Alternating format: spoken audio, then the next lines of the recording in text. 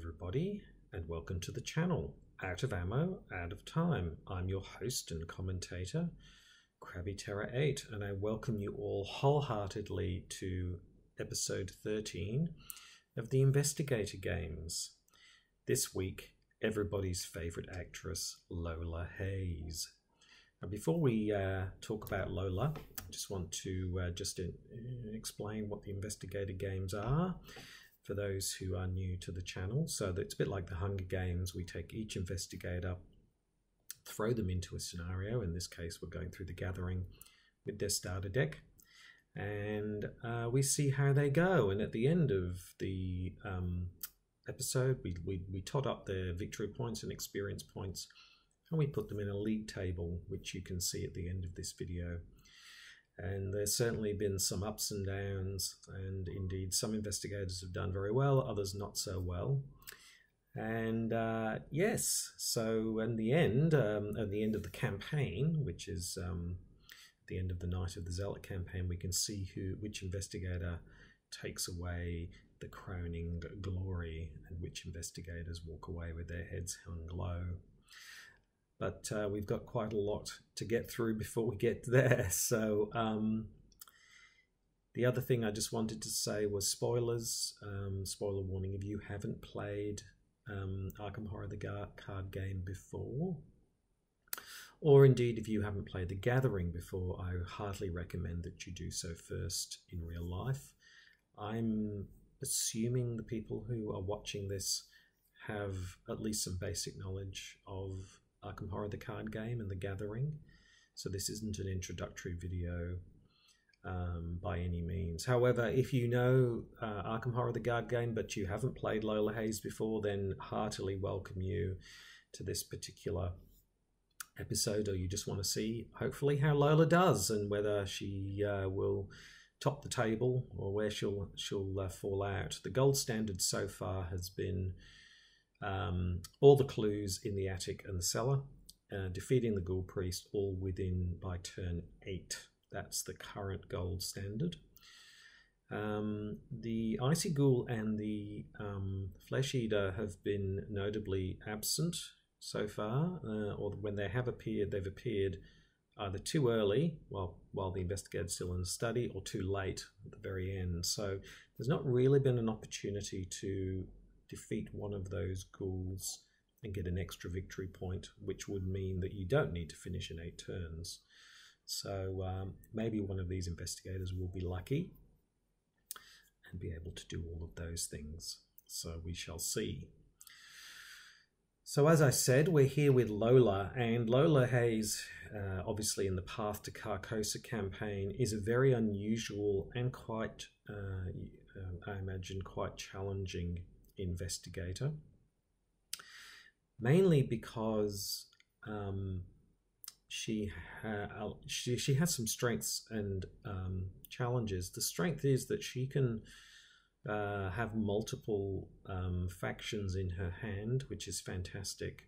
The downside is that you have to, in order to play particular cards or indeed have the trigger abilities happen, you need to be in the particular role, and you can only switch your role once per round unless you have special cards or you get the Elder Sign effect. So first of all, you need to play Lola with the rulebook open, which I plan on doing because there are particular windows for switching that happen at particular times, and that can be quite challenging. If you don't have the rulebook open, then you may forget when those windows are and there aren't. So for example, in some phases there is only one window to be able to do that, and even in the investigator phase there are particular times to do things and not do things. So one of the ones which is quite critical is, for example, in a skill test you can be in one role to commit cards to a skill test, but then you want to switch roles to after the skill test. So a classic one for that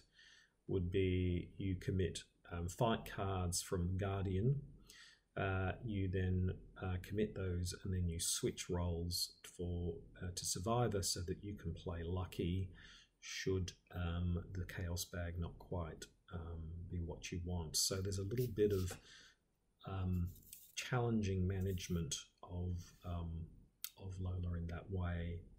So I will be playing it slowly and deliberately because I just want to make sure that I do everything right.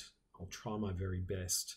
And I have played Lola a few times, and I always find her quite challenging because of trying to remember about which role we're in and what we need to do.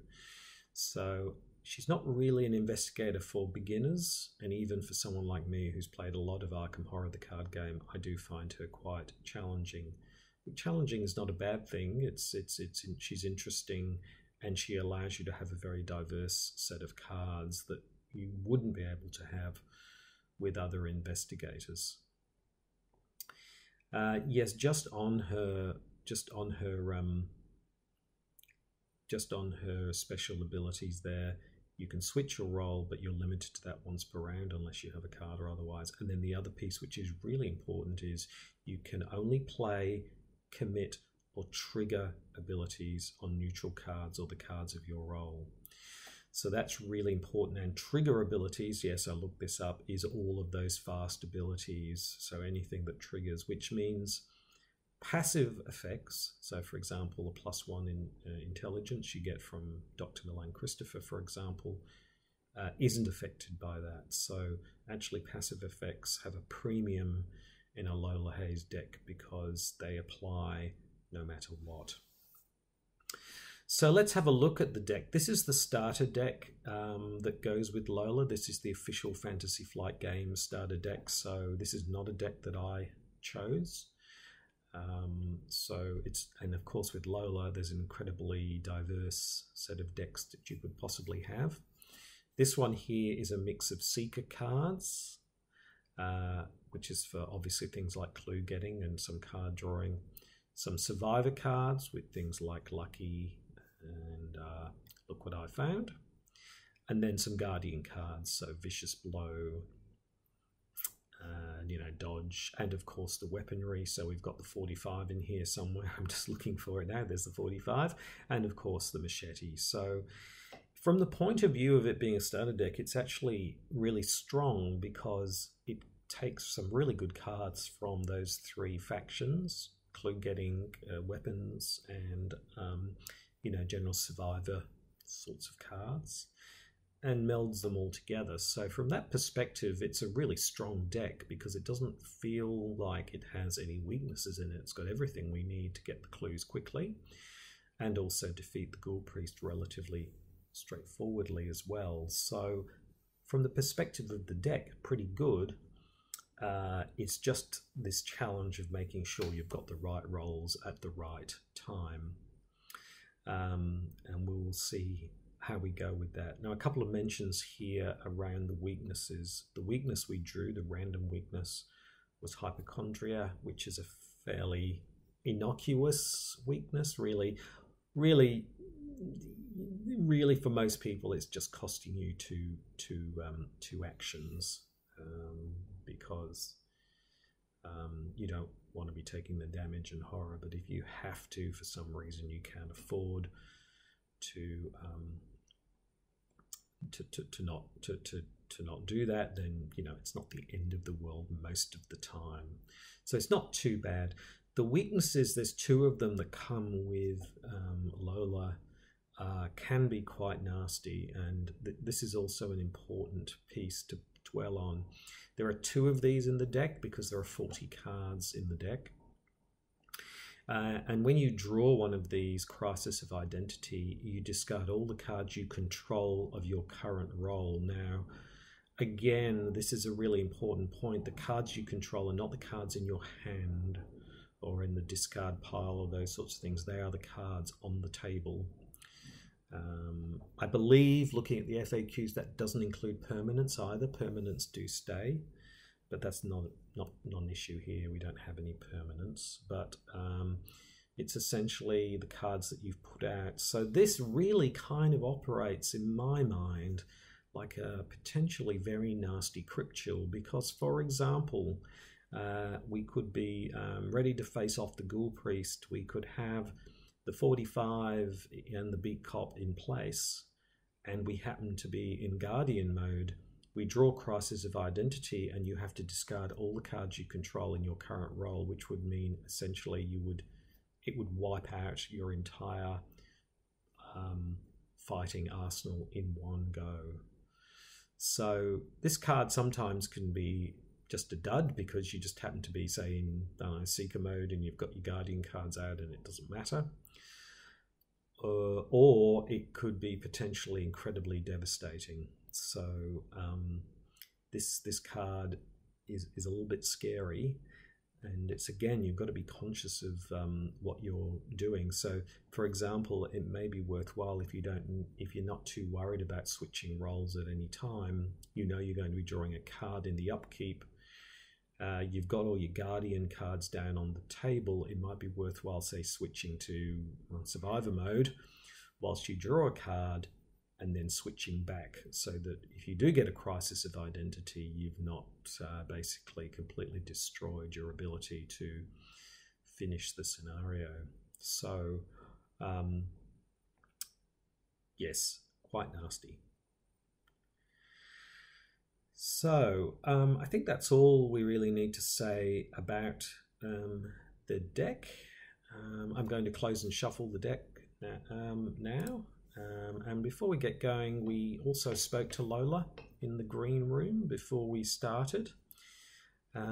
She's certainly quite a dramatic individual, I think it would be safe to say. During our conversation, she constantly called me darling boy. And she constantly said that she thought that the gathering was absolutely fabulous, and she was delighted to be here. One of the things Lola complains about is that she's called upon to be an investigator for thousands and thousands of scenarios across the world, all day, every day. Most of the time it's in Path to Carcosa, so it's less common that Lola gets called upon to do something like the gathering. So she's delighted to get the opportunity to do the gathering. When I spoke to her about whether she was confident about succeeding at the gathering, she just waved her hand away and said, something about show must go on or something like that. She was fairly circumspect about it. The one thing that was quite entertaining and amusing was that she's brought along her costumes for the 3 roles. And she was very excited to show me these costumes and her acting ability for the 3 roles, which is based on 3 other investigators, in fact. So for the Guardian, she has a trench coat and a hat, and she does a pretty good Roland impersonation. So she has that, and then she has a costume from when she was in a production of Oliver a number of years ago, and she looks quite like a street urchin, not too dissimilar to Wendy, I think, is the urchin. So she also pulls that off quite well, and it comes across really quite. She has has that Cockney accent down pat for that one. And then for the Seeker role, she's got a blonde wig, large pair of glasses, and a fake book. So looking very much like Daisy for that. So she's got her 3 roles, which she will switch to as she moves through. She's very much looking forward to entertaining the audience. And she had a request for me as well, which I was a little bit taken aback, but I'm prepared. She said the problem, as she said, darling boy, is that when I'm reading out the text for the gathering, it's the act or the agenda, it sounds extremely boring, and so she would like me to make it more dramatic, because she says that the whole gathering is Shakespearean in its highs and lows and tragedies and things, and she just feels like I'm under narrating it somewhat, and she needs something to play off so that she can perform to her best, is what she said. So I'm prepared to play along and help old Lola. So I will be making the narration a little bit more dramatic than I normally do, for her benefit. So we shall see how we go. Oh, the other thing I should say is, before I get on to that, sorry, I did speak to the Ghoul Priest and Lita Chandler. And normally the Ghoul Priest and Lita Chandler have very strong opinions about investigators that are coming in to do the investigator games and do the gathering. So, for example, the Ghoul Priest is often noticeably nervous if it's Mark Harrigan or Roland or someone like that. And Lita, has a very strong view that, the investigator is probably going to call on her or they're not. So, for example, Lita was very confident that she thought Min was going to come and parley her and bring her into the scenario. I have to say both Lita and the Ghoul Priest are completely confused by Lola. They have no idea how she's going to play this. They just have no idea. They find her rather confusing and perplexing. Apparently she asked them to be a bit more dramatic as well, just to heighten the whole the whole drama of the situation as well. So we shall see whether they do that or not. Yes, so I think we're sort of close to reading out the agendas and things, but before we do, you're probably noticing there's something a little bit different down here. There's this little note here, and that's there for a reason. That's so I can remember which role I'm supposed to be playing. Or, well, actually I didn't say that right. So that Lola can remember and I can remember what role she's playing. Unfortunately, I can't have different pictures. I just thought I could have different pictures. I could have had different pictures of Lola as a guardian, Lola as a seeker, and Lola as a survivor. It would have been kind of fun, wouldn't it, to have 3 different Lolas to switch between, but I don't have that.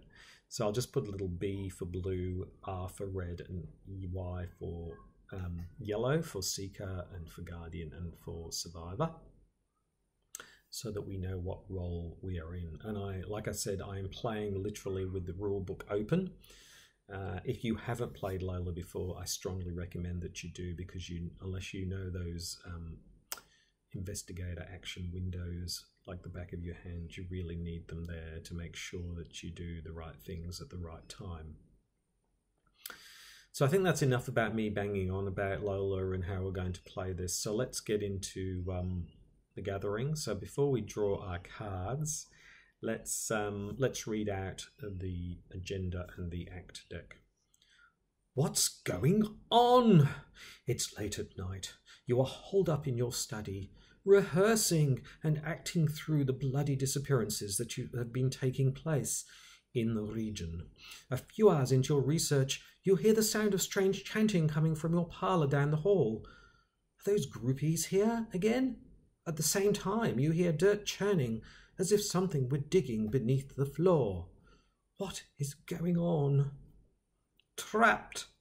As you leap to investigate, the door to your study vanishes before your eyes. Oh my God! Leaving behind only solid wall. You're trapped inside your study until you can find another way out. I hope that's dramatic enough. Okay, so we've read the agenda and the act deck. We are here ready to roll. Okay, so let's draw our 5 cards, my favourite part of the game, and let's see what we get. Now, before we draw, what would be fantastic are particularly 2 things I'm looking for.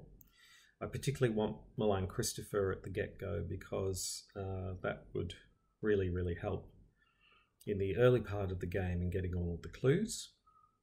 So that's one thing I'd really, really like to see.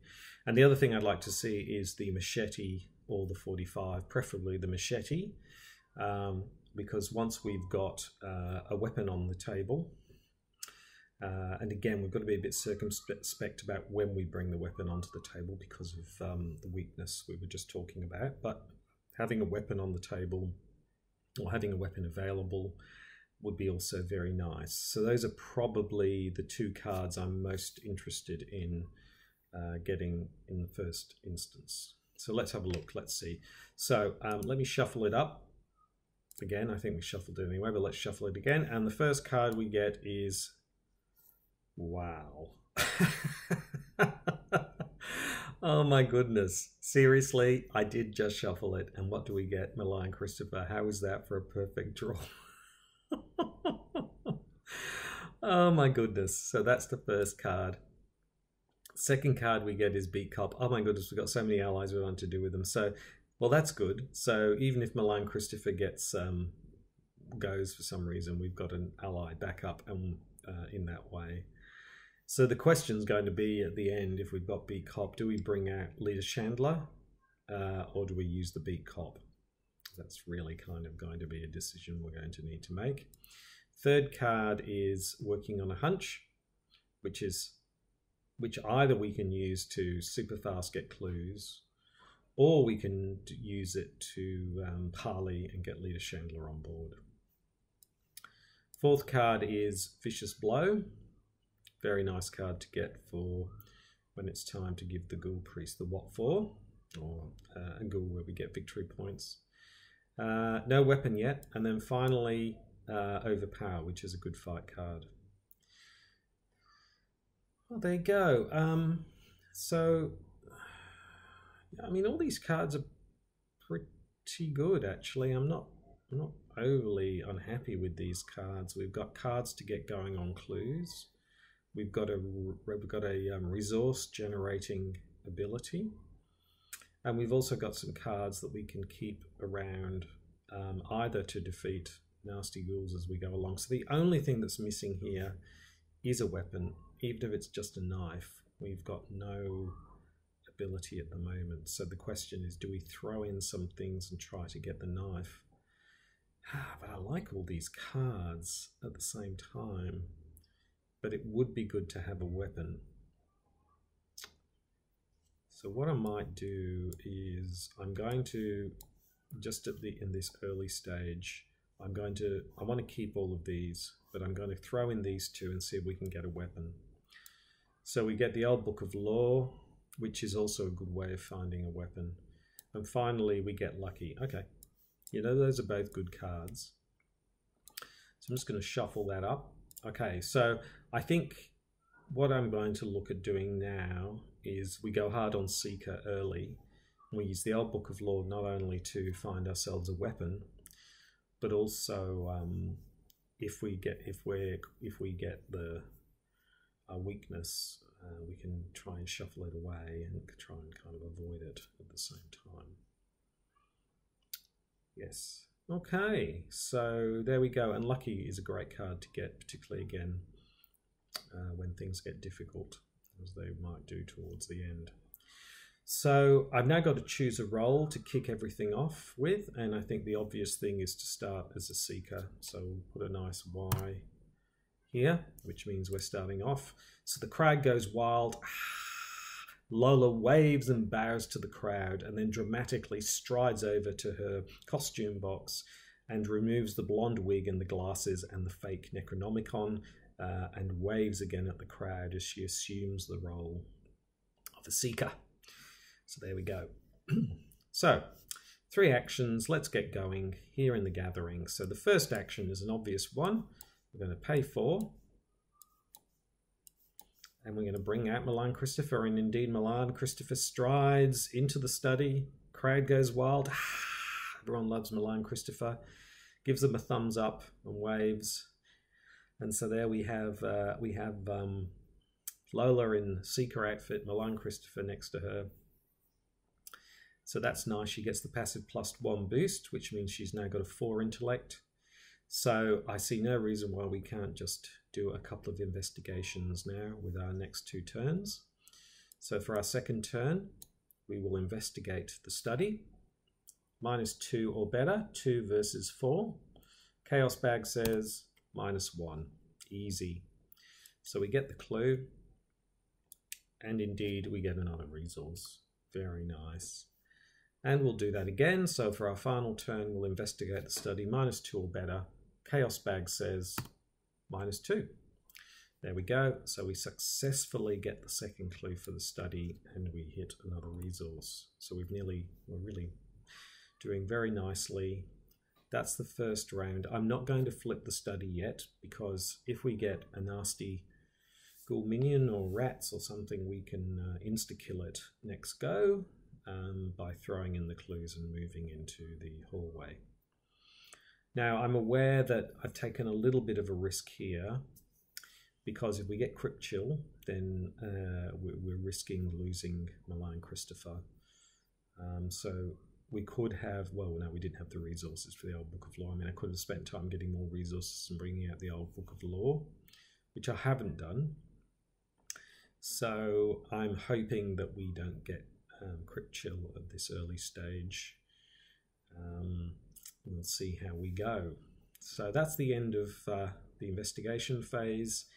Here, as a seeker, I see no reason to change at the moment to any other role.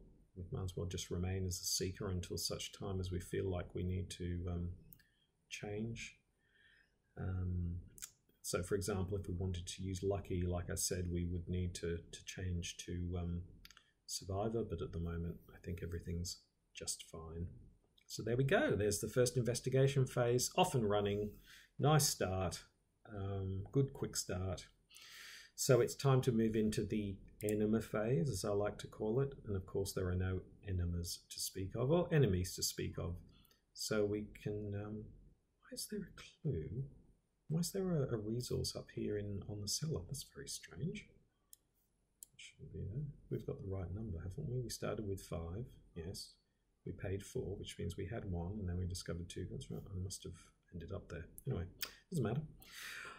Okay, so from the enemy phase, we move into the upkeep phase, and we draw a card, and we get Survival Instinct. Very nice card, because we can, when we get to the Ghoul Priest part, we can evade the Ghoul Priest if we can, and then we immediately can move to a connecting location. That's a very nice way to get into the parlour very quickly and bring Leader Chandler on board, if indeed we need Leader Chandler. Yeah, the other advantage of Leader Chandler in the Lola deck is that she's a neutral card, which means if we do draw our weakness while we're fighting the Ghoul Priest, she wouldn't be affected. So it's another good reason to actually bring Leader Chandler on board rather than relying on Beat Cop, because if we drew our weakness and we got Beat Cop and we happen to be in Guardian mode, we would lose the Beat Cop if he's on the table. So that's another reason why Leader Chandler is probably a better choice ultimately. Okay, so that's the end of our upkeep phase. It's time to move into the turn 2 and the beginning of turn 2, which is the mythos phase, the first doom on what's going on. And here we are, everybody's favourite and most loved part of Arkham Horror, the card game. I know you've all been waiting for this. And this is the encounter deck. And I know I can hear it all in the background, all this chanting going, crit, chill, crit, chill, crit, chill. So let's see what the encounter deck has for us. The first encounter card is Rats. There we go. Rats. So here's a classic reason why it's better to wait in the study before throwing in the clues, because we can insta-kill the rats. So we don't even have to fight them, and we don't have to waste any time. So there we go. There's the rats in the study, and we can move directly into the investigation phase. So we put 3 actions on Lola. And yeah, we can go straight ahead now. The first question is, do we change our role before we get going? Now, if for some reason we wanted to use Vicious Blow or something like that, then we would need to change our role. I don't see any reason to change our role at the moment. I want to get out the old Book of Law anyway, so we might as well stay in Seeker mode and until such time as we need to change. So we'll stay in Seeker mode at the moment, and we'll throw in the clues. So that's 2 clues. Flip the Act deck, and read as follows. You notice that the edges of your newly purchased rug are tattered and mud-stained. Oh my god, finding this odd. Ooh, this is odd. You shift the furniture aside and pull back the rug. To your surprise, you see the door leading out of your study. You slowly turn the knob, and the door swings open, revealing your hallway below. You jump through the doorway, landing on your feet on soft dirt. The door to your study slams shut above you. The smell of burning wood fills the narrow hall, intermingled with the scent of rot and decay. Okay. So we put the, set aside hallway, cellar, and attic and parlour into play. We discard each enemy in the study, bye-bye rats. And we place each investor in the hallway and remove the study for the game. So whee! Off to the hallway, flip the hallway, hallway's flipped, study gone. Bye-bye study. There we go. So we've done all of those things. We can now delete this and we can read the next thing, which is the barrier. A glowing barrier blocks the path to your parlour. As you move towards it, intense heat forces you to back away. Oh, the heat. Picking up a handful of dirt, you toss it at the barrier and watch in horror as the dirt incinerates. Oh my god. What evil is this? Perhaps there's something in the cellar or attic that can help.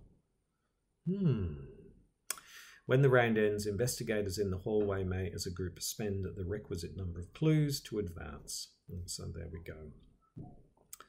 We're in the hallway, dressed like a seeker. 3 actions to go. Milan Christopher is on board. So we're no way are we really ready for the cellar yet. So we need a flashlight or something, which we don't have at the moment. But I want to bring out the old book of law, because a couple of reasons. If we get a crypt chill, then we've got something to throw out, because I don't want to throw out Milan. And also we can use the old book of law to try and ferret up a weapon, because we still don't have a weapon. So I think for my first action, I'm going to pay 3. 1, 2, 3. Bring out the old book of law. There we go.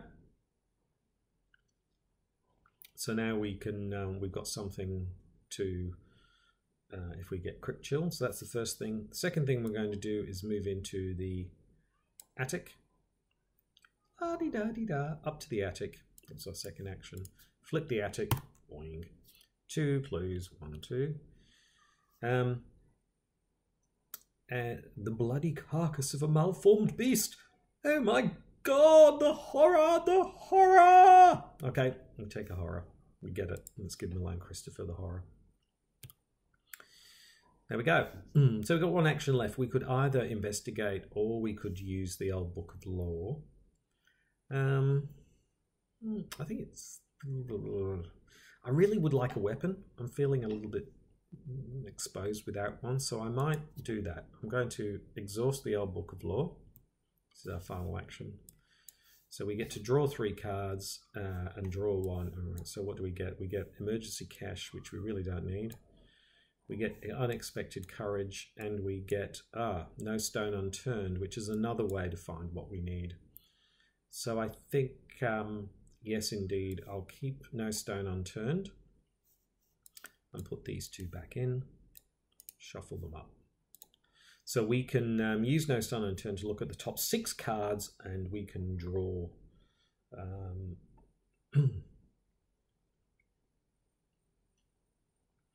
we can draw a card that way.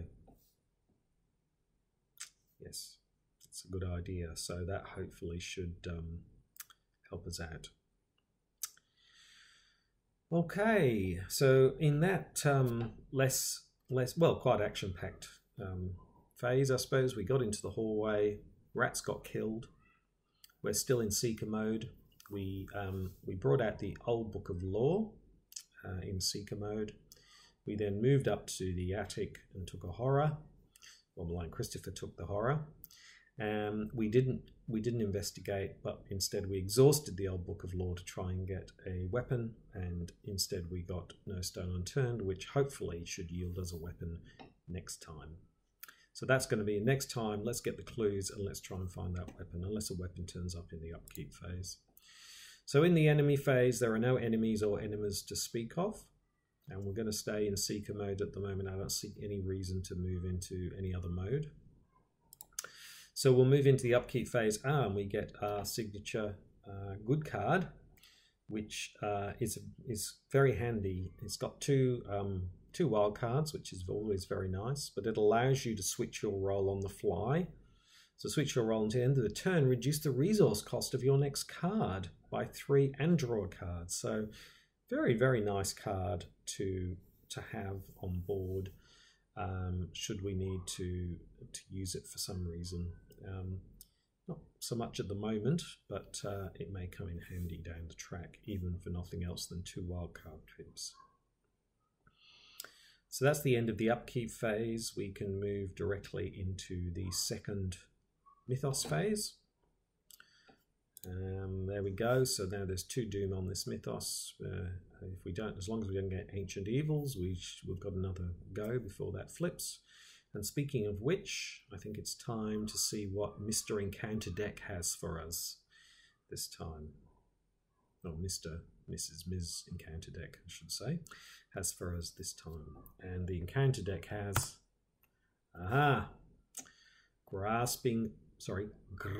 Grasping Hands. So this is test 3 agility. And for each point you fail by, take a damage. So, yes, so we have 3 as well. So it's a 3 versus a 3. Now I could pitch in Survival Instinct. No. I could pitch in No Stone Unturned. No. Or I could pitch in Improvisation. No. So I'm not going to do any of those because I think we'll just, Malign Christopher can soak up some. We can soak up some. I think we just go 3 versus 3. See how we go. Chaos Bag says -1. If you fail, we do. So we take a horror and we take a damage. Okay, that's all right. Can do that. So we take a horror and we better take the damage. So take a horror and a damage. So that was worse than we might have imagined, but I don't want to be throwing in these cards at this stage, and we can, we've got 5/5, so we're okay at the moment. So there we go, good old Grasping Hands. We don't want too many of those. So we move into the investigation phase, 3 actions on Lola. And as I said, first thing, we're probably, let's get some resources. Do we want to? Yes, maybe we should. I'm just trying to think through. I think we should use No Stone Unturned first, because if we get a weapon, we might want to bring it out or not. So let's pay the 2. Oh, we can't bring out the weapon because we won't have the cash. Let's play No Stone Unturned, which we can because we're in Seeker mode. So we look at the top 6 cards, and we then choose a card and we shuffle the rest into the deck. So that's not one of them. So let's look at the top 6 cards. 1, 2, 3, 4, 5, 6. Interesting. So there was a Crisis of Identity coming up later in a couple of turns, so that's going to get shuffled away, but it could come back. So we have a choice here. We could either bring out the knife or we could bring out the flashlight. And flashlight is also handy because we're going to need something for the cellar. So now I'm a bit torn between the 2. However, there are more cards for investigating the cellar than there are weapons. Because I think there's about 4 cards which are weapons, and for investigation there's a ton. So I'm going to take the knife and put the rest in, shuffle them up. There we go. Well, we can't bring out the knife yet, so we better do some investigatoring. So that was our first action. For our second action, we're just going to investigate straight up. 1 versus 4, so a -3 or better. Chaos Bag says -4, so we failed. Wow, doesn't happen very often. So didn't happen. So then final action, we'll investigate again. 1 versus 4, -3 or better. Chaos Bag draws in, can you believe that? 2 -4s in a row. Oh, my goodness. We thought the attic could be easy. Nope. Oh, that's amazing. Yes, indeed. 2 -4s in a row from the Chaos Bag. It happens. Statistically, it happens. So we spectacularly failed to find any clues in the attic. That's the way it goes. Oh, well. I hope that's not a portent of things to come. So I think we stay in Seeker mode at the moment. I don't see any reason to change. And we get into the enema phase. There are no enemas to speak of. So we move into the upkeep phase and we get our signature weakness. Better now than later. So basically, after you take, after you take 1 or more damage, take horror, discard. So that will slow us down a little bit more because we'll be getting rid of that next time. Yes. Okay, so we move into the mythos phase. So indeed, what's going on? That's the doom. Threshold reached. So we flip this card. Your house continues to change before your very eyes. The walls have decayed and the ground in many rooms has turned to dirt. It's almost as if you've been transported somewhere else entirely, although every now and again you recognise elements of your former home. Ah yes, there's my Emmy Award. Ah yes, there's my Oscar for Best Supporting Assistant Junior Director for a musical or comedy. Yes, that's something. Anyway, the lead investigator must decide. Either you discard 1 card at random from his or her hand, or take 2 horror. Yes. Do we? We're already down to. We don't want to lose Milan Christopher, so taking more horror.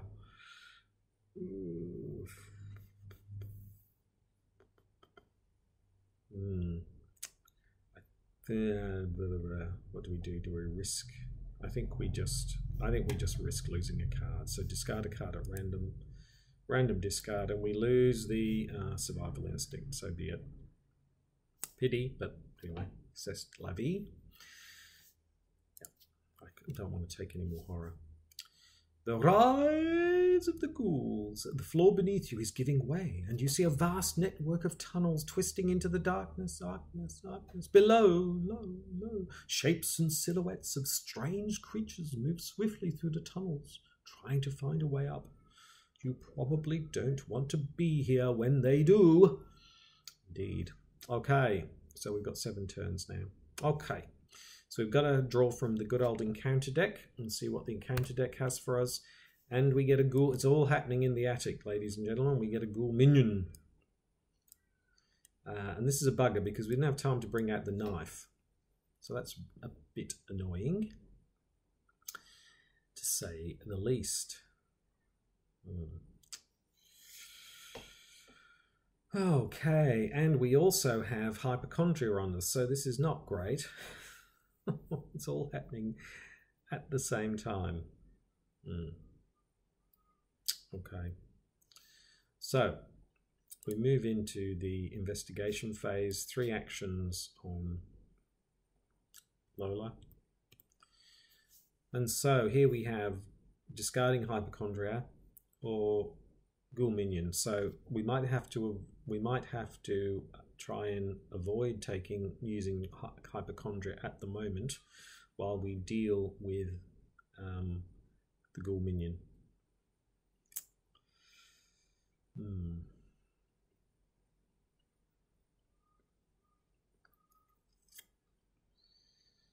Yes, this is very annoying.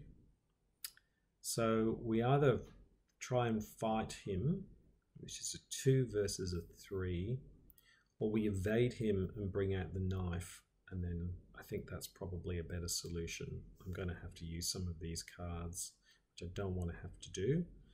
But I think the first thing to do is evasion. So he's a 2 and we are a 3.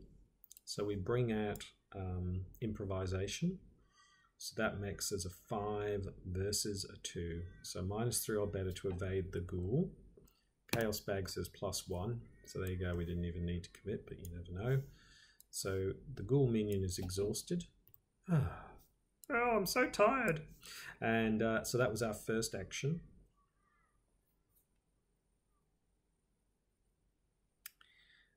For our second, that was our first action. For our second action, we spend a resource and bring out the knife. That's our second action. And for our third action, we hit the exhausted ghoul minion. So he's a 2 fight. We are a 4. So I think we just do 2 versus 4. Chaos Bag says -2. So we succeed and we do 1 point of damage. The knife doesn't give you any extra damage, but it's much easier to hit the ghoul now.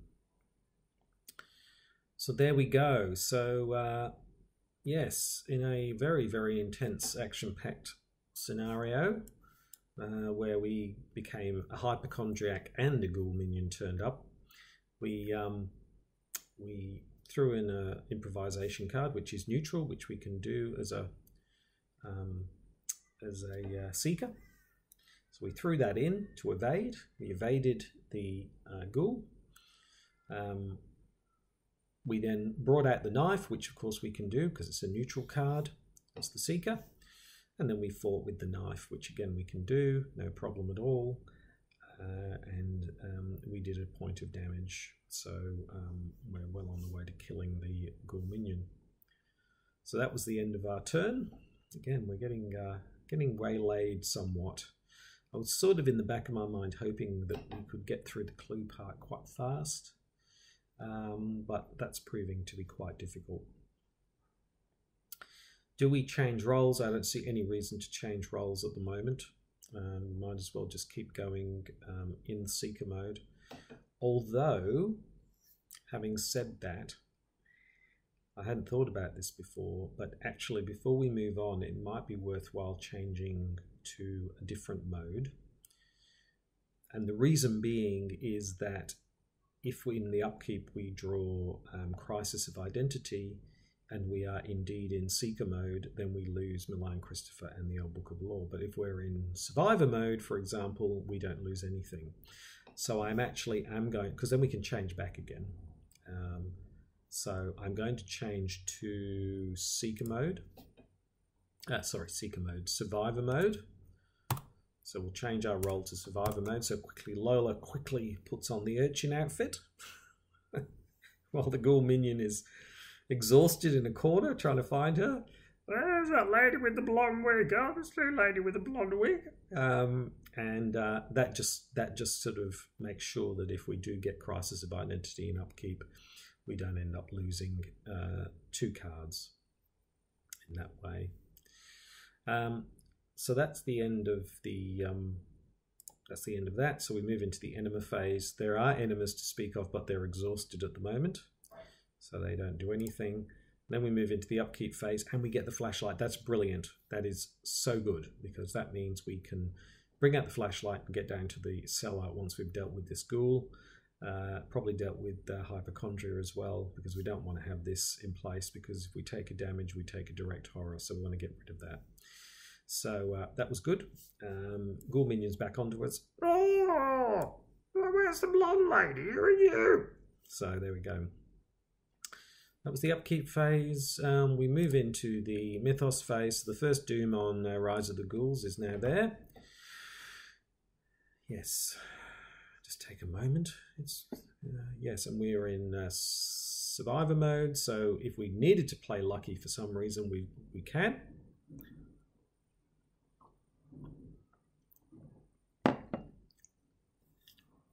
So let's see how we go with the encounter deck. And the encounter deck has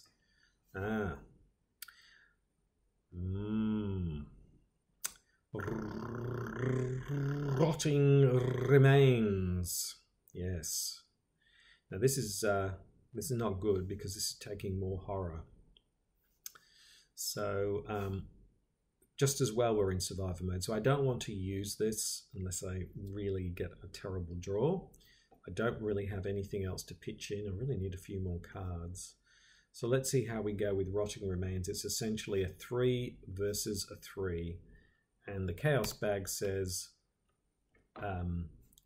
there is a ghoul at our location, so that's a -1. So we do take 1 horror. Okay, I think we can live with that. So we're now, yeah, we've taken another horror. Oh, 1 or more damage, take direct horror. Okay, well, thank God it wasn't the other way. Is there one the other way around? I don't know, but anyway, it doesn't apply in this case. So there we go. There's a good old Rotting Remains. So we that's the end of the mythos phase in turn 5. We move into the investigation phase. 3 actions on Lola. And the first thing we're going to do is we are in survivor mode, but we can use the knife. So the thing is, if we were looking to investigate and get more resources, we would get the +1 intelligence, but we wouldn't gain the resources if we were going to do that. So that's something to bear in mind. We also couldn't use the old Book of Law, so we can't do those because they're triggered abilities. So anything like that, which is, yeah, trigger abilities, then no, you can't do it. However, in terms of fight, we're fine because it's just the knife, and the knife is neutral, so no problem. So, excuse me, so we fight, we get +1 for the attack. So again, it's a 2 versus a 4, so a -2 or better. Chaos Bag says 0. So that was our first action. We successfully kill the ghoul minion. Fantastic. And I think for our next 2 actions, we're going to get rid of hypochondria. I don't want this hanging around. So we get rid of hypochondria. There we go. So, yep. So really just dealing with stuff, basically. We've gotten rid of the ghoul, and we've gotten rid of hypochondria. So we can move forward. We'll stay in survivor mode because, again, if we get crisis of identity, we're not going to lose anything in the process. So enemy phase, there are no enemies now to speak of. So we move into the upkeep phase and we get manual dexterity, which is a nice card if we're going to evade something like the Ghoul Priest down the track. So nice card to get. Neutral cards are good in Lola because it means we don't have to worry too much about what we are in terms of role or mode or those sorts of things. So and we are in survivor at the moment. Okay, so that's the upkeep phase, and we move into the mythos phase. And now there are 2 doom on Rise of the Ghouls. Yes, so it's turn 6 and we haven't got any of the clues yet, so things are going a lot more slowly than I would have liked. Yes, we'll see how we go, but I doubt Lola's going to get everything done in 2 turns, so I don't think she's going to be topping the table from that perspective, not through any fault of her own. It's just the things that we've drawn so far. However, you know, the Icy Ghoul might turn up, or the Flesh Eater, which might change things a little bit. So, yes. So here we are in the Mythos phase. Let's see what the encounter deck has. The encounter deck draws another Rotting Remains. Oh my goodness. Rotting Remains like there's no tomorrow. So again, this is a 3 versus a 3, and we fail by we take a horror. Now, this might be where we need to use lucky because I don't want to take too much more horror. We've got 4, but I don't want to lose Milan Christopher just yet. So let's see how we go. We don't really have any. We don't have any cards we can pitch in. So it's a 3 versus a 3. Chaos Bag has -3. Ooh, that was nasty. So even if we put this in, even if we use this, yeah, I'm just going to take that on the chin. Do we lose Milan Christopher? I don't want to lose Milan Christopher, so I think we take 3, which gets us very, very close. But as long as we evade the Ghoul Priest, there shouldn't be any reason why we should be taking any more horror, unless, of course, we get another Rotting Remains. Let's hope we don't. So that's another 3 horror. Go. That was unfortunate. So there we go. We're a little bit shaky. Oh my god, the gathering is much more horrific than I ever thought it would be. These carcasses in the attic are just too much. It reminds me of a dinner party when I can't talk about it. Oh my god. So there we go. Lola's finding it a little bit too much. So there we go. So we move into the investigation phase. We put 3 actions onto Lola, and here we are in the attic. So I think we've reached a stage where we can go ahead and investigate at last in the attic. So let's go ahead. It's a 1. I just realized. Yes, we better be careful. If we get the old, it doesn't come up very often, but if we get the old hooded guy, and we don't have a horror soak, we could be in in a bad way. So we need to make sure if we lose Milan Christopher that we bring out the beat cop as soon as possible. Which reminds me, before we start investigating, we change roles, because otherwise we don't get the benefit. So we move again back to Seeker. So quickly, Lola runs off, gets glasses and blonde wig and fake Necronomicon on, and comes back into the attic, ready to roll. Where are these clues? I know they're here somewhere. Come on, Milan, let's find them. Oh my god, what's that funny thing over there? That must be it. Okay, let's see how we go. So first action, 1 versus 4, -3 or better to investigate, and we get a -3, which is successful. Getting some really nasty draws though. Yeah, 4, 1, yep. So we're successful. We get a clue and we get another resource. There we go. We'll do it again. 1 versus 3. Chaos Bag has +1, so we more than succeed. Got the 2 clues. Roar from the crowd as we get our first victory point. Lola bows to everybody, waves, grabs Milan Christopher's hand, raises it in the air in victory. There we go. So we got, did I just get another resource then? Draws +1, moves 1 clue marker. No, we didn't get the other resource, so we get another resource. There we go. It's so handy having this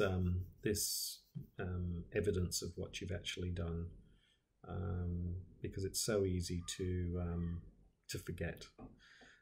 So I do really appreciate having that there, because there's just times when I just need to remember something. So those were our 2 actions that we investigated. So we have a final action where we can do something. And I'm thinking, because we're in Seeker mode, let's use the old Book of Law. Might as well. So we exhaust the old Book of Law, and we draw 3 cards. Oh, okay, interesting.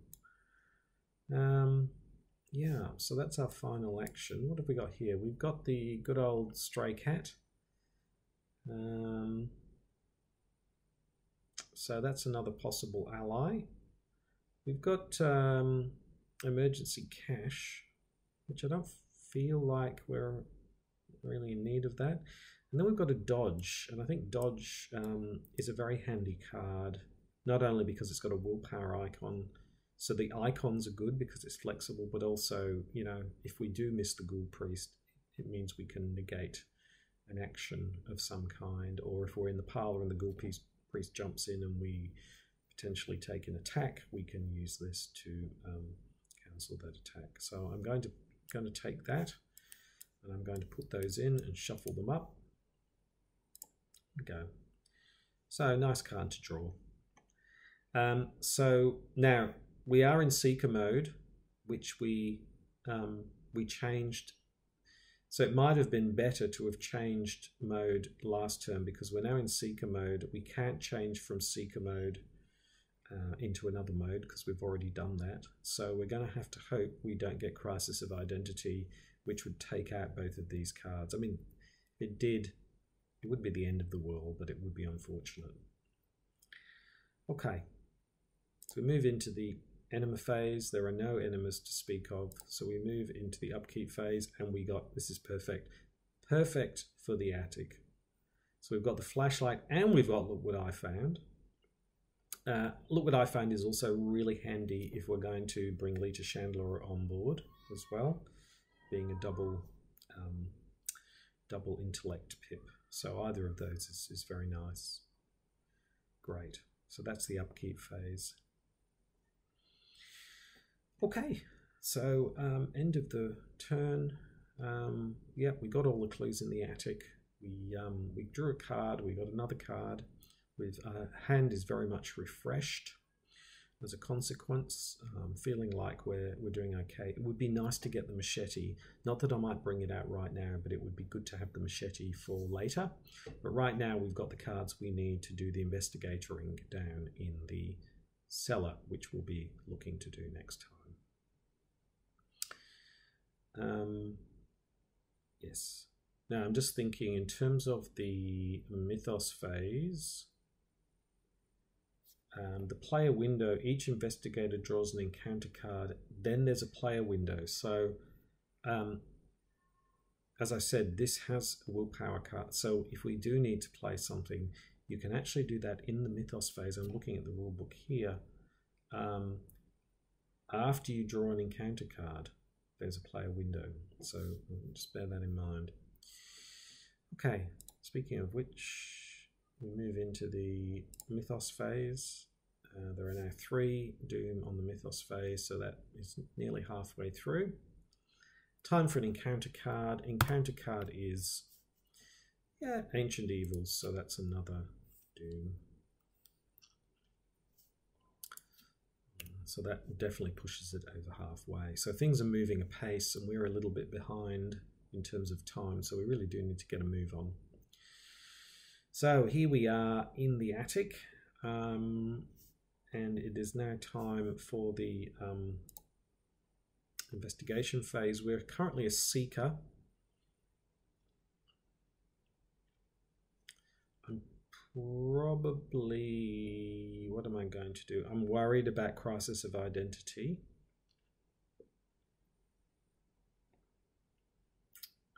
And really all we're going to be playing is the flashlight. So I might change this to survivor mode, because I don't really see us using any of the blue cards this time. So we'll switch over to survivor mode. Right, and get out the urchin outfit again. 3 actions on Lola. I think we just get ourselves down to the cellar and get ourselves ready to investigate. That's what we do. So we action to move into the hallway. Action to move into the cellar. Don't. Flip the cellar. 2 clues. And as we're going down into the cellar, oh my God, these stairs are very slippy and I see. Oh my God, my back, oh my God. Oh, how will I survive? The show must go on. Help me up, Milan, for God's sake. Here we go. So we'll add a damage to Lola. Damage working. Hello? Here we go, damage. All right, so we took damage to get into the cellar, and then the next thing we're going to do is spend 2. This is the last action. Bring out the flashlight. 3 supplies on the flashlight. Yep. Okay. So there we go. That's our turn. We basically went from the attic. We moved down to the hallway and then into the cellar. Heard our back falling down the stairs, and then we brought out the flashlight. We are in Seeker mode, which means if we get Crisis of Identity, we don't lose Milan. I mean, after we finished in the cellar, Milan Christopher is less important, unless, of course, we want to get Leader Chandler on board. It's good to have a 4 rather than a 3, because that makes it a 4 versus 4 for Pali, and then we're just adding on top of that. So we shall see. That's the end of our phase. So we move into the good old enema phase. There are no enemas to speak of. So we move into the upkeep phase and we get overpower. Well, this is good because we are getting what we need for fighting. Even though we've only got the knife, we've now got overpower. We've got vicious blow. Potentially we've either got Big Cop or Leader Chandler, but like I said, Leader Chandler is a safer option. But if we're going to get Leader Chandler, then we need to evade the Ghoul Priest. So we're going to need to have a couple of cards to do that with if we're going to evade the Ghoul Priest and get into the parlour and get Leader Chandler on board.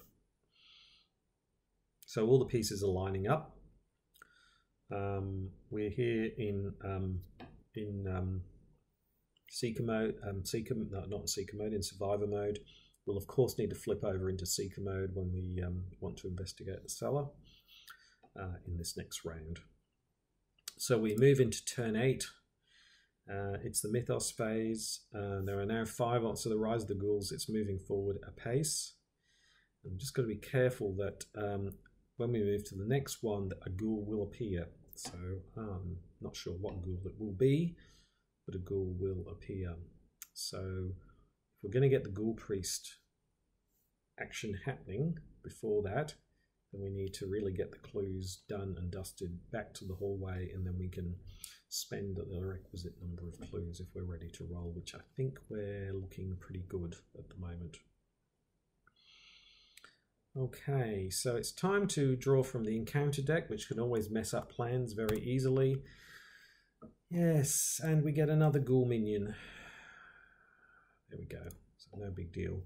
Thank goodness for having, I mean, I've now been saying, oh, I want a different weapon, but the great thing about the knife is it's neutral, so it means we don't have to worry about what mode we're in that way.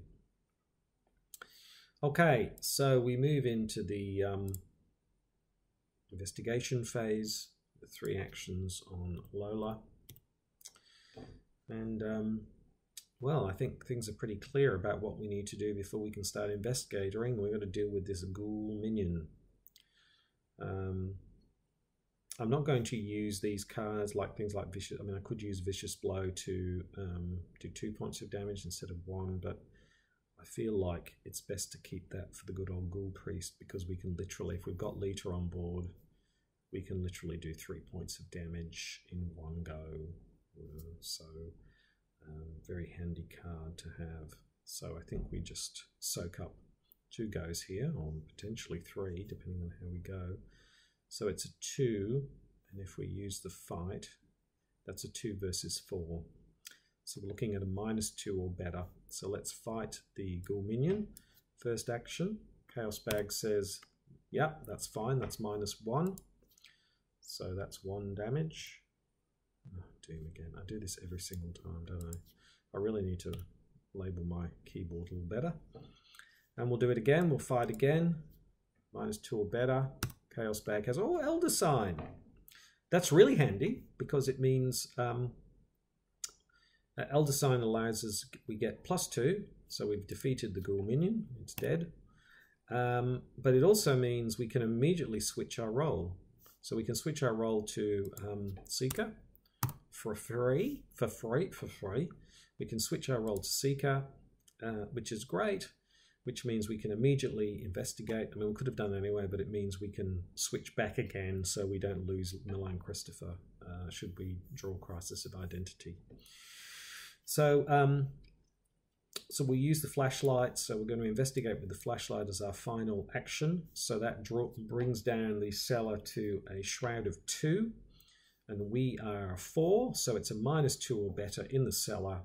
Chaos Bag says, ooh, -2. So yes, we did that. Thank God. We just got that one. So let me just again shroud down to 2. We are a 4. So we successfully get the clue, and we get another resource because we are in Seeker mode, thanks to the Elder Sign.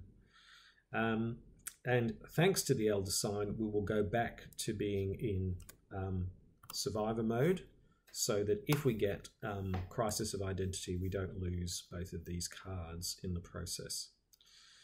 There we go. Okay, so that was a reasonably successful round, in that we killed another ghoul minion, and then we got an Elder Sign, so we switched into Seeker mode. We investigated the cellar using the flashlight. We succeeded. We got a resource, and then we switched back.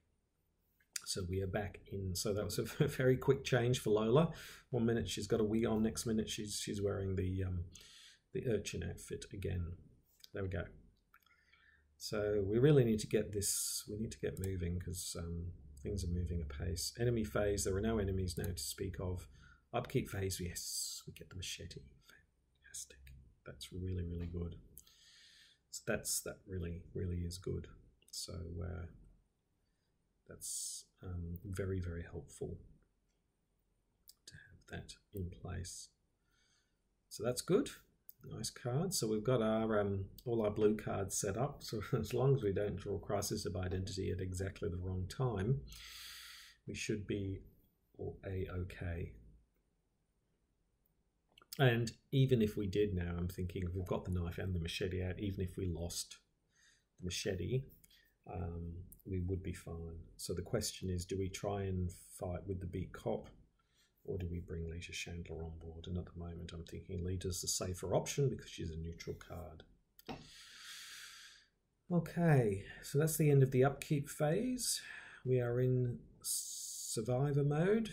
We move into the mythos phase. There's now 6 doom on here, so 1 more and then it's flipped, and that could happen this time if we get Ancient Evils again. In turn 9, let's see how we go with the encounter deck. The encounter deck has Crypt Chill. Yes, Crypt Chill has arrived. Test 4. Okay, now first of all, we're in Seeker mode, so we can only play Seeker and neutral cards. So we are in the mythos phase, however, so we could, after you draw an encounter card, there is a player window. So I could switch, but I'm not going to, because if we lose the old Book of Law, we lose the old Book of Law. It's not the end of the world. So it would be a 4 versus a 3. So it's a +1 or better. Chaos Bag has plus... Wow.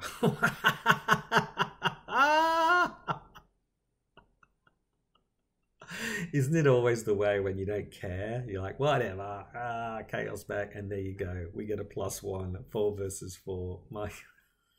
Is that right? 3, 4 versus 4. Wow. So we survived the Crypt Chill. Amazing. That is amazing. Wow, a bit of luck came our way. There we go. Okay, we move into the investigation phase. 3 actions on Lola. Now, I think it's time to. Ooh, I'm just thinking if we. So if we get this clue, and we then move to the hallway, and we do the whole thing with triggering the Ghoul Priest. The slight problem with that is that we will then draw a ghoul, which will possibly spawn in the hallway as well. And then not only do we have to try and evade Ghoul Priest, but then we've also got to try and evade whatever other ghoul. Unless, of course, the Flesh Eater or the Icy Ghoul pops up. So the worst case would be the other Ravenous Ghoul comes, and we've got Ravenous Ghoul and the Ghoul Priest to deal with.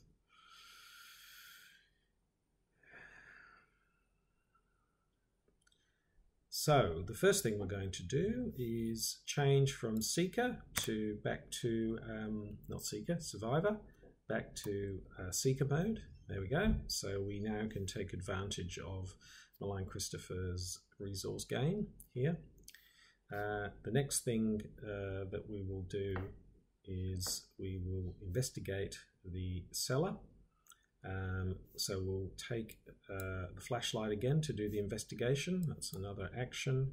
So it's a 2 versus a 4. Chaos Bag has tablet, which is a -2. If there's a ghoul enemy, there isn't, so that's successful. 2 versus 4, so we get that final clue, which means that we get the second victory point. Crag goes wild. We get another resource as well. So we get a resource from Milan Christopher, which is fantastic. So that's that. We're in seeker mode. We have gotten all the clues. We don't need the flashlight anymore. We do need the knife.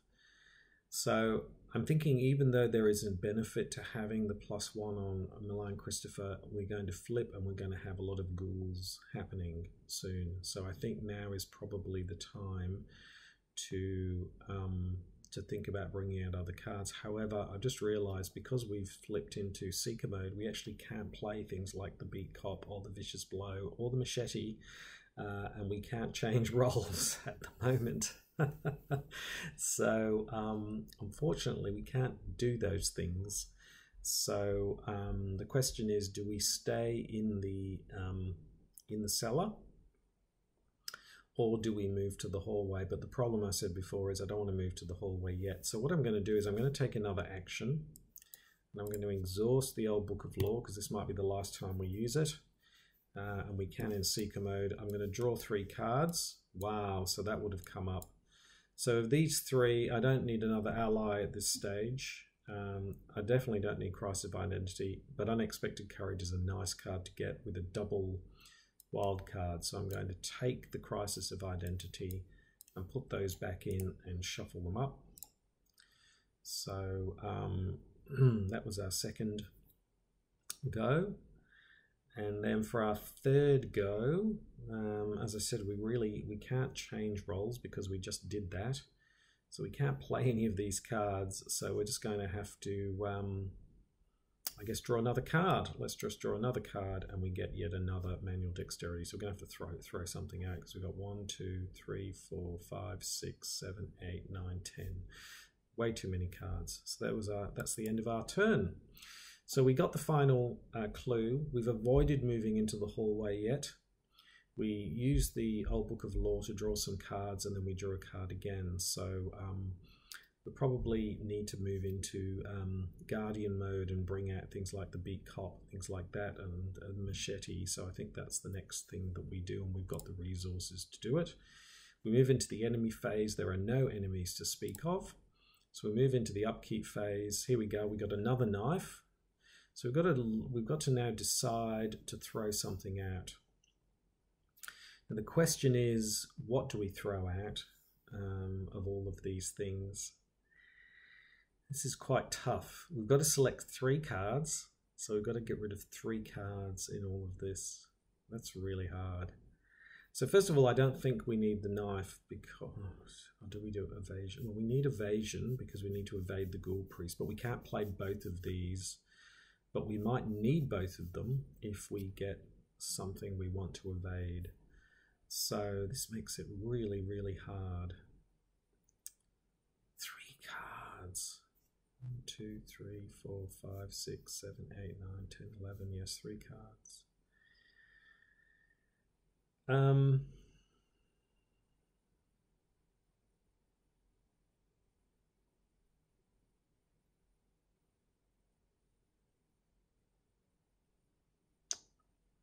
Ooh.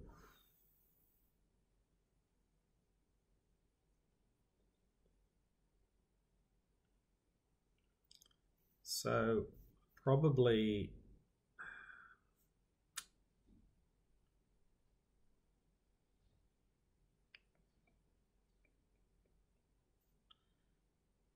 what do we throw out? This is really hard. I think we're going to have to, because we've got the machete, we've already got a knife. So I think we're going to have to get rid of the machete.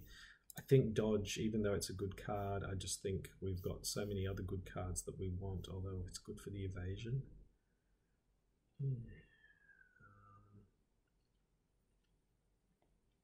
And then I think, look what I found. I think unfortunately we're going to have to, although we really need that for Leader Chandler, because otherwise we'll be throwing out unexpected courage. Probably then the beat cop, because I'm not going to use the beat cop. I'm going to use, so I've got a decision. I either keep the beat cop and we just fight the Ghoul Priest straight up,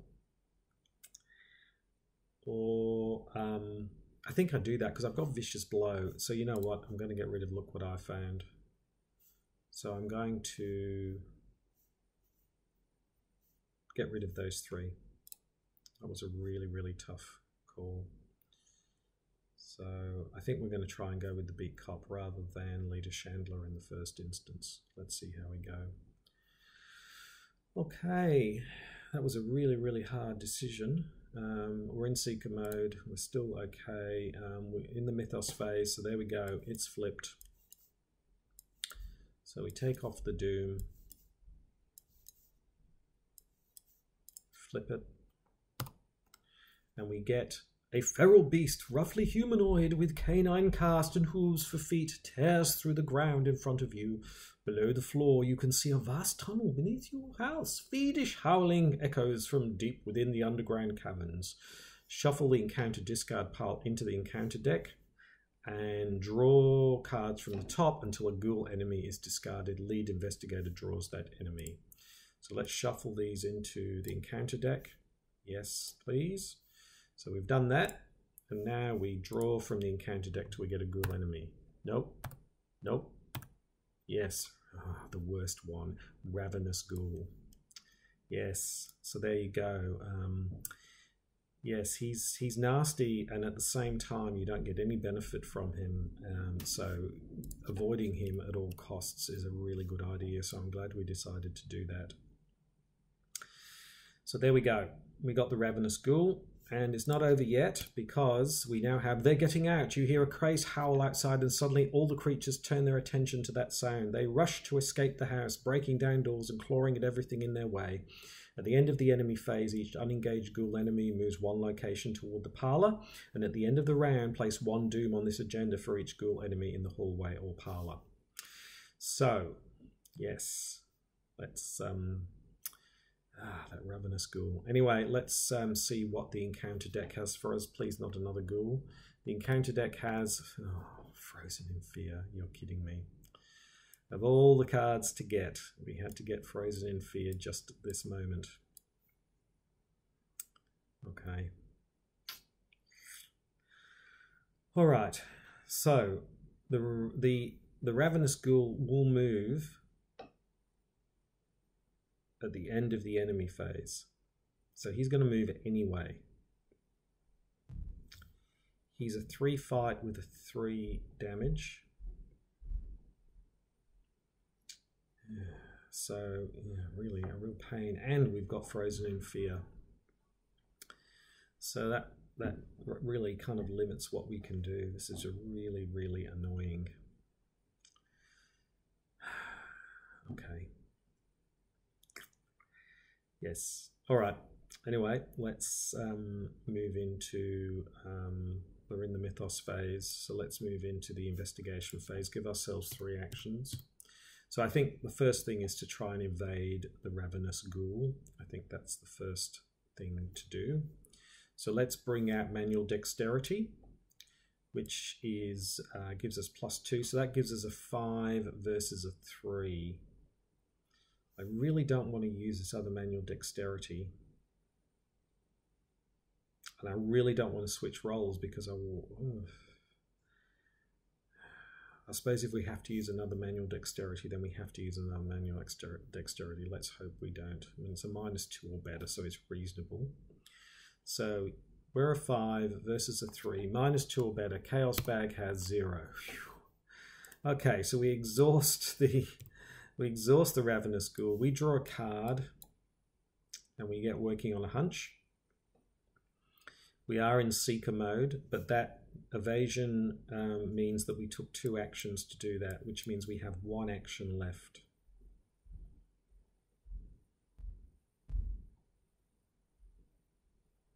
So with our other action, we've got a couple of choices. We could either hit the Ravenous Ghoul and do a point of damage, which is not great.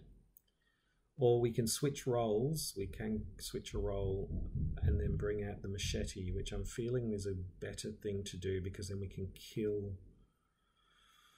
Or we bring out the big cop. The big cop doesn't give us extra damage. Or we move out into the hallway. The Ravenous Ghoul doesn't move. So, and we can do that, can't we? One of the following, yeah. So we could move into the hallway so we don't have to deal with the Ravenous Ghoul. And then we can get ourselves organised next turn before he moves. Which is probably the better thing to do. Because otherwise, we don't need to stay here. We're just going to get stuck and we could be frozen in fear again. So I'm going to move to the hallway. For our final action. Yeah. Leaving behind the Ravenous Ghoul for now. At the end of your turn, test 3 if you succeed. Well, I don't want to pitch anything in at the moment. So it's a 3 versus a 3, isn't it? Because I'm not going to be, hopefully, not fighting or evading next go. So let's just go with that. 3 versus 3. Chaos Bag has -1, so we failed. Which means we are still frozen in fear, so we're going to have to deal with this at some stage as well. I don't want to switch roles at the moment because if we get on the upkeep, we get crisis of identity, then we lose these 2. It's no big deal. The other thing is, do we frozen in fear? Do we bring on the Ghoul Priest and get Leader Chandler on board? We could do that rather than the big cop. Because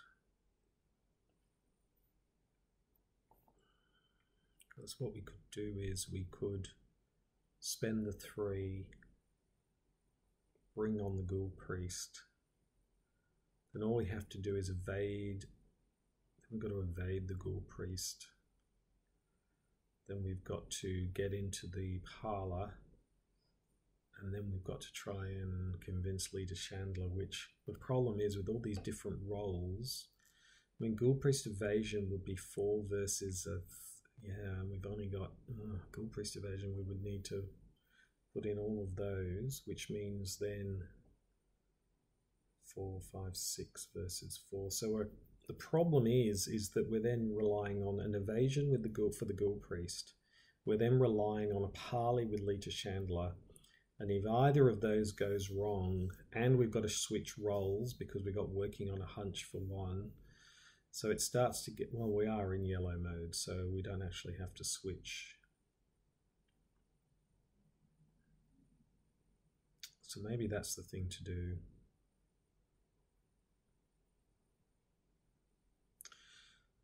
And then once we've got Leader Chandler on board, we just need to get the machete out and wait for the Ghoul Priest. That's probably the thing to do. That's probably the thing to do. Yeah. I think so. I think rather than... Because the other thing to do is to wait, is to go back, and there's no point in getting rid of the Ravenous Ghoul. There's just no point wasting time and resources doing that. So the only problem will be is if we keep this frozen in fear, as long as we've got the machete out, and as long as we've got Leader Chandler, we shouldn't need 3 turns to kill the Ghoul Priest anyway. And particularly if we've got Lucky on board. There's a lot of ifs and things here. So it's whether we I'm actually thinking we're better off waiting and getting some of our other things out, so we're not relying on so many bits and pieces to happen all at a particular time, because we've got 10 turns, we've got some time to deal with things. So I think rather than rushing in, particularly because we're frozen in fear, I think it's better that we wait just a little bit longer. I mean, it's only turn 10. So let's just wait a little bit longer before we start doing things. So enemy phase, there are no enemies to speak of. We move into the upkeep phase. We've got to get rid of something. I think we've got plenty of cash. I don't think we need emergency cash, so I'm going to get rid of emergency cash. That's all fine. So that was the upkeep phase. Now he will move next go, so he will move into that area, but not at the moment. And at the end of the round, ghoul enemies in the hallway or parlour. There aren't any ghoul enemies in the hallway or the parlour. He's still in the cellar, so we don't add any doom on, so it's all fine at the moment. Okay, so we move into the mythos phase. The first doom is on. It's now time for the encounter deck. Let's hope we get something straightforward. And for the encounter deck, we get the icy ghoul, who spawns in the cellar. So this is going to get very, very... Oh, this is going to get a bit hairy now, because now we're going to have both of these chaps moving into the hallway.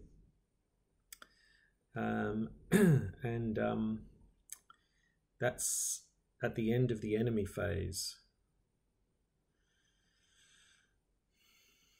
So that's going to make things very challenging, because I'm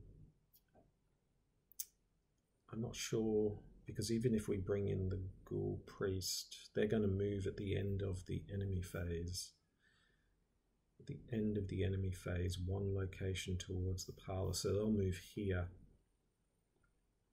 And I can't take on both of them, or I could try.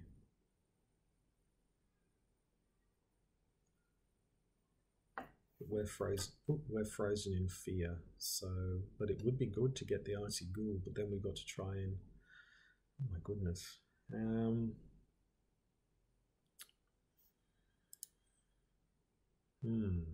All right, well, anyway, it's the investigation phase. Let's just put 3 actions on us.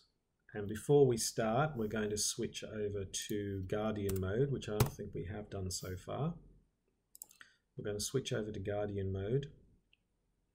I think the main thing is to try to get into the parlour, because if we can get into the parlour, with all these, yeah, I think we've got to do something with these ghouls, because if we get into the parlour we can resign, but at the moment it's going to be a bit difficult. But we've got to set ourselves up with more than what we've got at the moment, and so I think that's the first thing to do. So, first action is to spend 3 and to bring out the machete, which means we lose the flashlight. It can go. So we've now got the knife and the machete on board. Except the machete is not going to be great if we've got 2, because you don't get the +1 damage. Man, that's difficult. Anyway, so it's like a knife at the moment. So that's the first thing we're going to do. The second thing we're going to do, is that right? 3 resources, yep. That was our first action. Our second action is to pay 4. And to discard Malign Christopher and bring in the Beat Cop, which gives us +1 fight. So, yeah, that's the second thing that we do.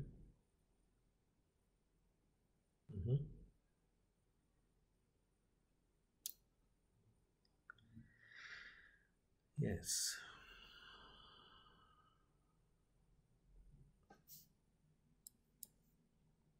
Now for our third action, I think the best thing to do is to draw the old book of... we can't use the old book of law. Can't use it. So I think the last thing to do is just draw a card, and we get another fight. Well, that's good.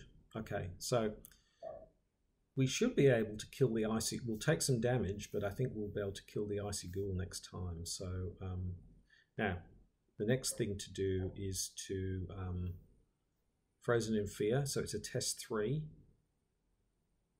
Again, we don't have anything to pitch in with it. We're in blue mode, so we can use our blue cards and our neutral cards, so we're all set. So that was our 3rd turn. So we test for Frozen in Fear, and we really need to... So this is a... Well, do we throw this in?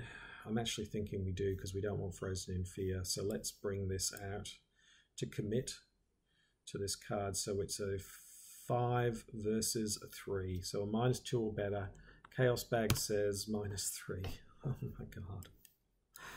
Oh, what a waste. Yeah, 5. Yeah.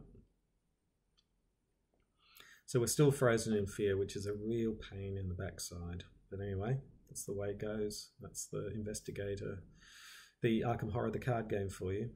So things are really looking a bit dire at the moment. But in every crisis, there is opportunity, because we could take out the Icy Ghoul. So we'll see how we go. So we move into the enemy phase, and there are enemies to speak of. And at the end of the enemy phase, they move one location, and so we get engaged by both the Ravenous Ghoul and the Icy Ghoul. This hasn't happened before. This is quite exciting. Big Cop's ready.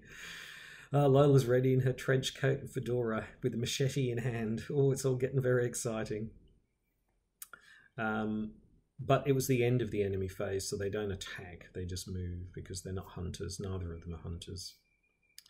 So we move into the upkeep phase, and we get perception. So we're in a place where we could bring Leader Chandler on board if we need to, which may be the thing to do. But in the short term, we've got other problems we need to deal with. So that's the... now, this is the end of the round, which means if there are... Place 1 doom for each unengaged ghoul enemy. For each ghoul enemy in the whole hallway. So there's 2 extra doom to put on.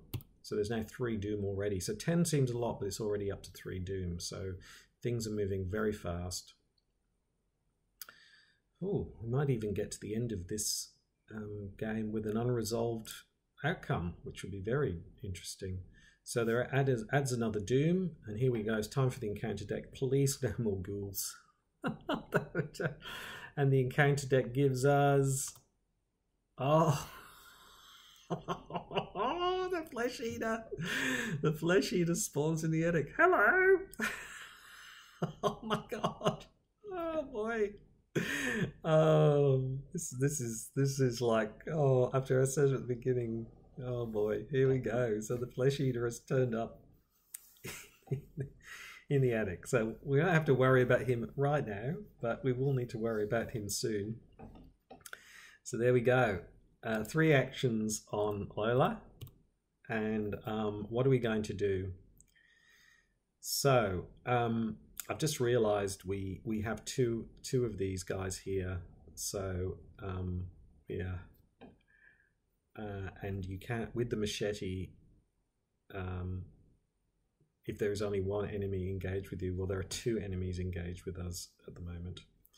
So either we can opt to just hit one of them twice for 2 points of damage, or we can look to evade one of them. We'd probably evade the Ravenous Ghoul, because we're a 3, so we can make it a 5 versus a 3. And then that gives us 1 hit for 2 points of damage. Oh boy, this is starting to get really difficult.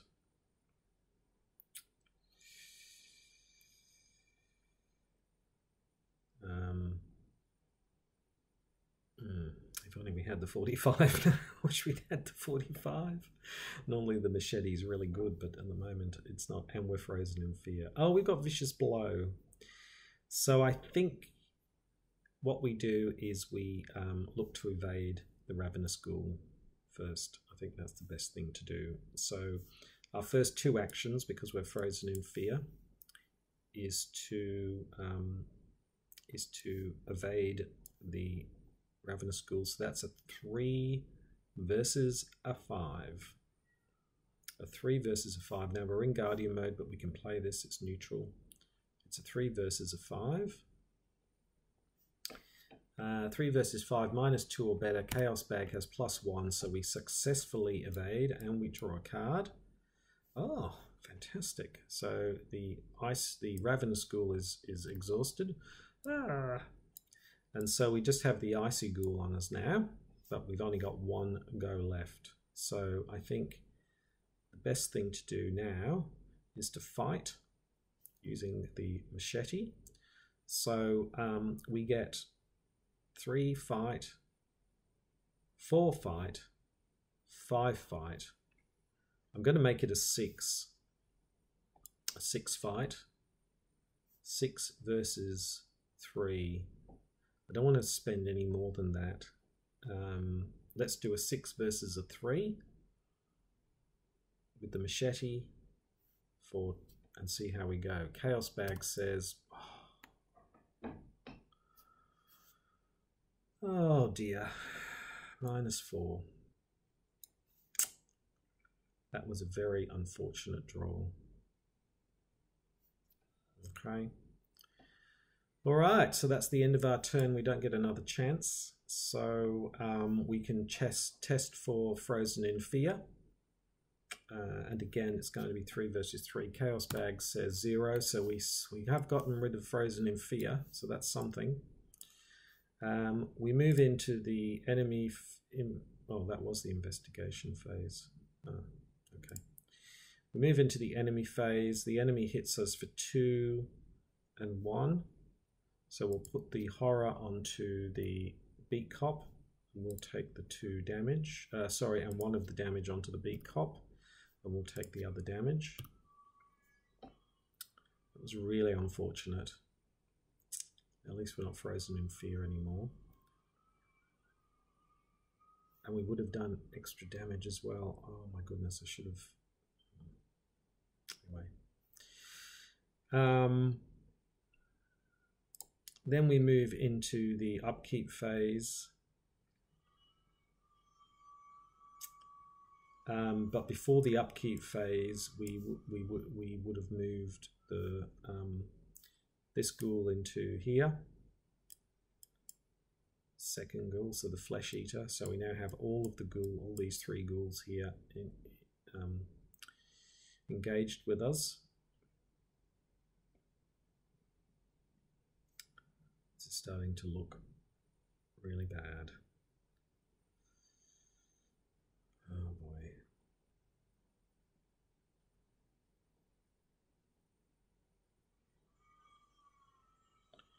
Okay, let's keep going. I think this is starting to look really, really bad now. So we move into the mythos phase. But at the end of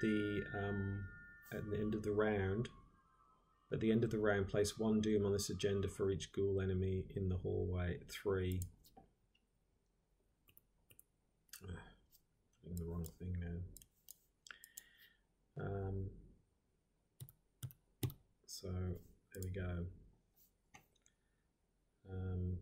Which phase are we now in? We are in the mythos phase. So yeah, there's only 2 more. So we've essentially, if we survive, I think it's the end of. So we've only got to survive a little bit longer.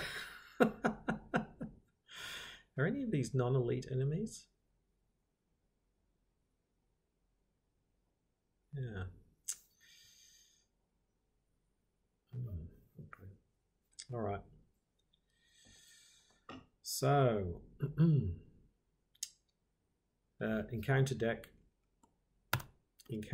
has. Okay, here we go.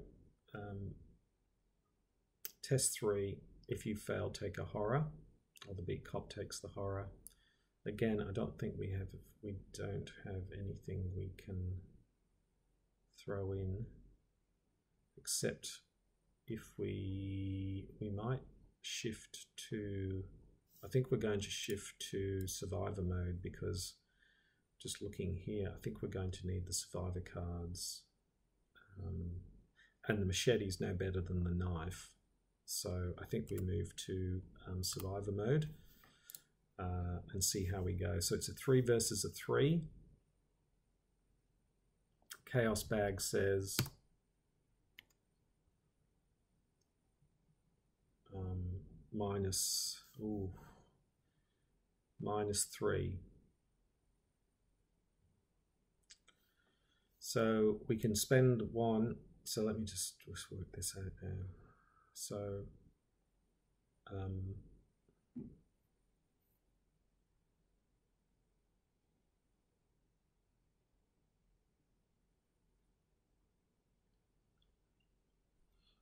so it's a 3 versus a so it's a 3 versus a 3. We got a skull, which is -3, so that brings us down to 0. So that's 3 horror, which we can't take. But 1 horror here. No, even if we do that, I think that's the end of the line. Oh, but we can spend 1, and we can bring out lucky. Get +2 to that. So that brings it to -1. Oh my God. So with lucky, we can't. No, we have to put it on the big cop. We can't even put it on ourselves. So the big cop dies, but we survive. Oh my goodness, this just gets worse and worse and worse. Oh my goodness. So there we go. We are really in survivor mode, ladies and gentlemen. This is not looking very positive. If we can survive, we only have to survive. I don't think we can though. Anyway, we've lost lucky, so that's unfortunate. Who's going to do us the least amount of damage? But I think we can't. No, we can't take. So the only way we're going to survive this. Let me just move into. So let's just think about this. So it's the investigation phase. We get 3 actions.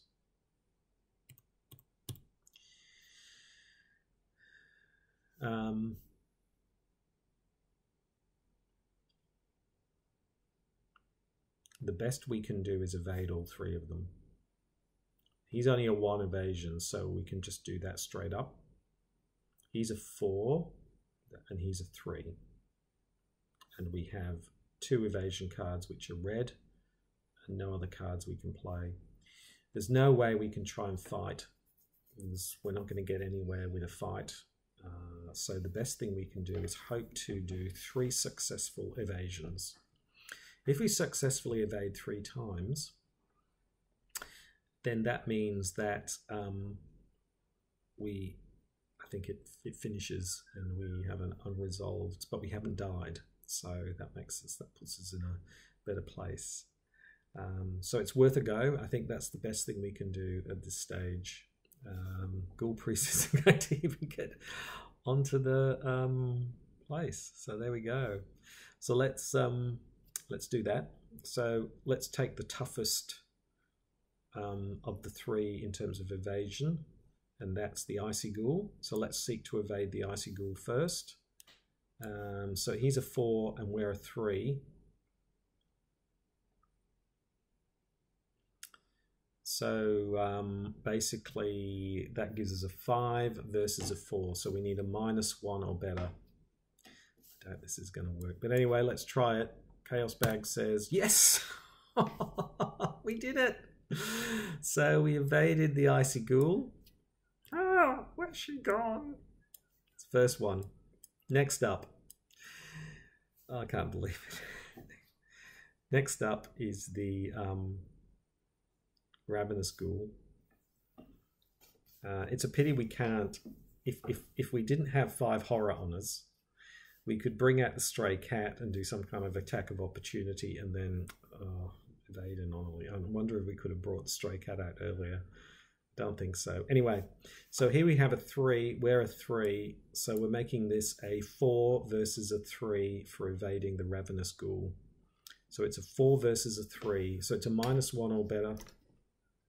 Excuse me, my microphone just decided to. So -1 or better. Hush crowd. Chaos Bag says no. It's a -2. We fail, and we also take a damage. So there we go. We take a damage from the Ravenous Ghoul. So that was our second action. So our third action, I don't know what to do because we're not going to survive this next attack from these two. I don't think there's anything we can do.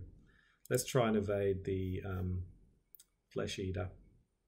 So a 1 versus a 3. Chaos Bag says no, we don't do that either. So there we go. That's the end of our turn. In the enemy phase, both the enemies hit us and we go insane. So we take a mental trauma. And that's the end of the gathering with Lola Hayes. That was a bit of a disappointing ending. I thought we were getting ourselves set up, and then suddenly we just got completely monstered, literally, by a ton of ghouls. So we never actually got to see the Ghoul Priest. We never were able to get into the parlour. We got delayed quite a bit along the way anyway. So unfortunately we took a mental trauma in turn 13. So that's the end of the Investigator games for this week. Next week we're going to play the Gathering with Sefina. Was it Sefina? I'm not sure which.